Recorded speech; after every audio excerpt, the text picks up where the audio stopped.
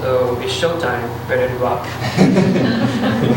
So good morning, ladies and gentlemen. My name is Jiehao Chen. I'm from East LA College, and my major is chemical engineering. Over this summer, I've been working in Dr. Michelle O'Malley's lab, and my mentor is Charles Hijama. My project title is Engineering Anaerobic Gut Fungi for Lignocellulose Breakdown, which is funded by the US Army. Now you may wonder why on the sweet Mother Earth the Army cares about this project, and I shall tell you, every one of us should care about this project. For those of you who drive, I don't need to remind you how expensive the gas price is right now. In fact, according to the US Energy Information Administration, the average gas price in 2009 was $2.41. However, in 2012, it became $3.68. That's 50% more in 3 short years. And even for those of you who don't drive, you're definitely going to eat. And fuel price can directly affect retail food price in processing and transportation. So no matter what, eventually, we are the ones who pay. And with non-renewable energy reserves being consumed every single second, we're fighting this energy war barehanded. But good soldiers never surrender without a fight, not the US Army at least, because they are the reason why I'm here. Biofuel is an alternative to the petroleum-based fuel for the US Army. Biofuel can reduce our dependence on foreign oil and hence lowering gas price. But here is the dilemma. Nowadays, most of the biofuel are made from carbohydrates produced in starch crops, such as corn, which is also food. So to fuel or not to fuel, that is the question. As a matter of fact, most of the carbon compounds on Earth are stored in the form of lignocellulose, in wood, straw, and grass, which are the most common renewable and inedible raw materials. However, here's the due to its complex structure, lignocellulose is very hard to break down. And that's when our fungi come to the spotlight. Anaerobic gut fungi, often found in digestive tract of large herbivores, are the most efficient degrader for lignocellulose because of the mysterious enzymatic component they produced. So if we're able to assemble and manufacture those enzymatic components, the cost of producing biofuel can be lowered dramatically, and biofuel may become the major energy source contributor in the future, and the price for basically everything will be lowered, and prepare for sunglasses because that's going to be a brighter future. Now, I want you to hold your horses and let's take a longer path to that brighter future. Enzymes that are capable of breaking down lignocellulose are called cellulase. But what makes anaerobic gut fungi more efficient than any other organism is the multi-protein complex assembled by different cellulase called cellulose complex, which can be told from my Super Mario analogy is super marvelous. Unlike free cellulase, cellulose complex can deliver all necessary enzymatic components in concentrated and targeted manner directly to the substrate, and that's why they're so efficient. But for now, how this delicate machine assembled remains a secret. One possible model is like this. The functional enzymes are directly connected to the non-catalytic doctrine domain, with a subunit called cohesion domain, and the whole unit is plugged into the scaffolding. I know it may be hard to understand for the first time, so let's take a look at the Super Mario analogy. The enzymes are like anthropophagus flowers that need to be planted into soil, which is similar to the doctrine. And the cohesion is like the garden pot that contains the soil, and the scaffolding is like the ground that holds everything together. So in general, cellulose complex is made of 4 major components: enzyme, doctrine, cohesion, and scaffolding. And the interaction between doctrine and cohesion is essential to the construction of cellulose complex. But here, walking the trouble, we have very little knowledge regarding doctrine's binding partner. Cohesion is like the garden pot. We only know it's there, but we don't know where it is manufactured. So similarly, we don't know which DNA sequence encodes the cohesion or how exactly the cohesion looks like.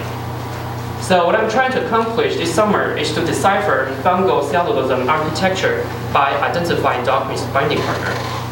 If the doctrine's binding partner can be distinguished, we'll be one huge step closer to assemble artificial cellulose complex, and so we can embrace our brighter future.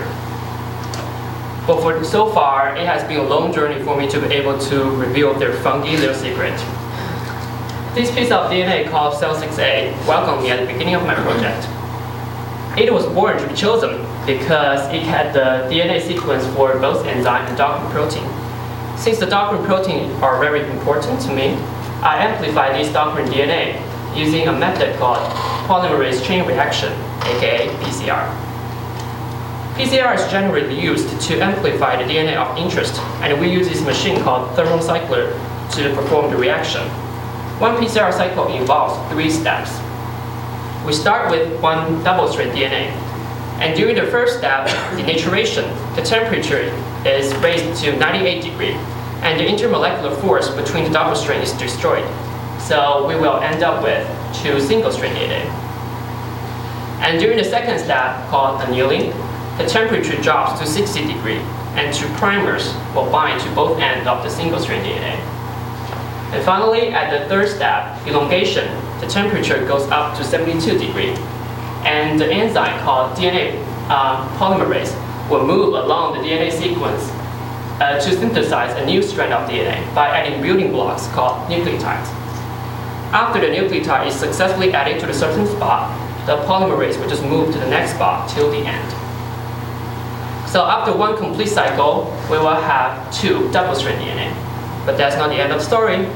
We will run the whole cycle for over 30 times, so we will end up with over a bajillion of them. And this is the story of how greatness starts from small beginnings. After the PCR is completed, I use 2 enzymes to give this doctrine DNA a mani-pedi, so it can be fitting better into a backbone and become a small DNA ring called a plasmid. Then I transfer the plasmid into a bacteria plant called E. coli. In my project, I use 1 strain of E. coli called origami for better protein expression. After moving into E. coli, life becomes a lot easier for the plasmid. So I know you've been through a lot. So now all it does is keep producing more and more doctrine proteins. But after the mission is accomplished, cold-blooded, I'll just smash the whole cell and extract the doctrine proteins to test whether they are really the doctrine proteins I want. And the method I use for testing and collecting data is called protein gel electrophoresis. The basic principle is like this. I cast the gel with a lot of wells at the top, and I put the gel in the buffer solution and eject the proteins into the well. Because the buffer solution is negatively charged, it will coat the proteins with negative charges. So later on, when I apply electrical field to the gel, the proteins will just travel down to the positive side. And the smaller the size, the further down it will travel. In this case, we can separate different types of proteins. And this column here called lysis actually contains all the proteins I collected from the origami. Also, in order for us to identify different types of protein, I inject the protein ladder into the well, which will serve as a ruler.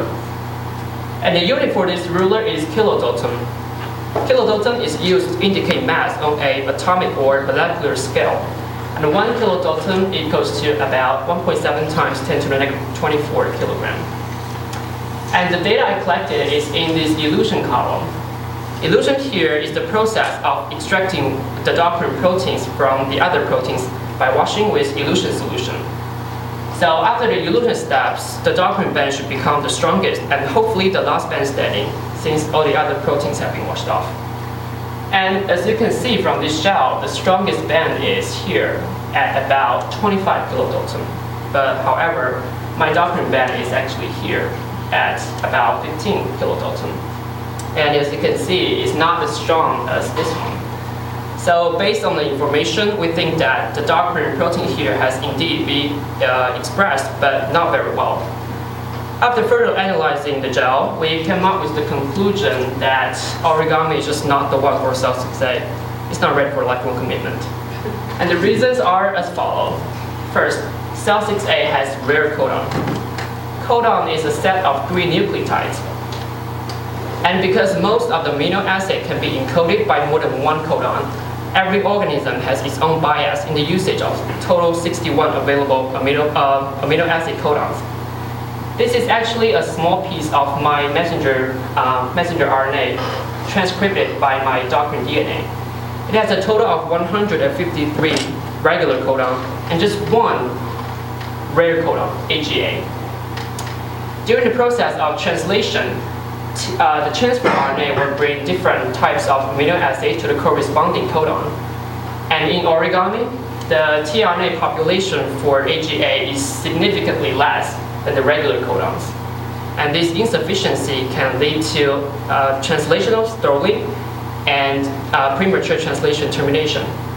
So those two reasons together can explain what you saw earlier, and that's why my document protein wasn't expressed very well. So thanks a lot, AGA. As for future work, we are going to follow this timeline. First, we like to try out a different strain of E. coli called tuner. Tuner is capable of recognizing rare codon, but however, the document protein produced inside tuner may not be folded properly. So if that couldn't work, we are going to remove the rare codon and replace it with a regular codon. It's a sweet but kind of expensive revenge. And hopefully in the future, we can have a E. coli strain that contains both feature of origami and tuner. But whichever strategy works, we are going to put the well-expressed document protein together with the cellulophone to test which part of it those documents will bind to. So carry on O'Malley Lab.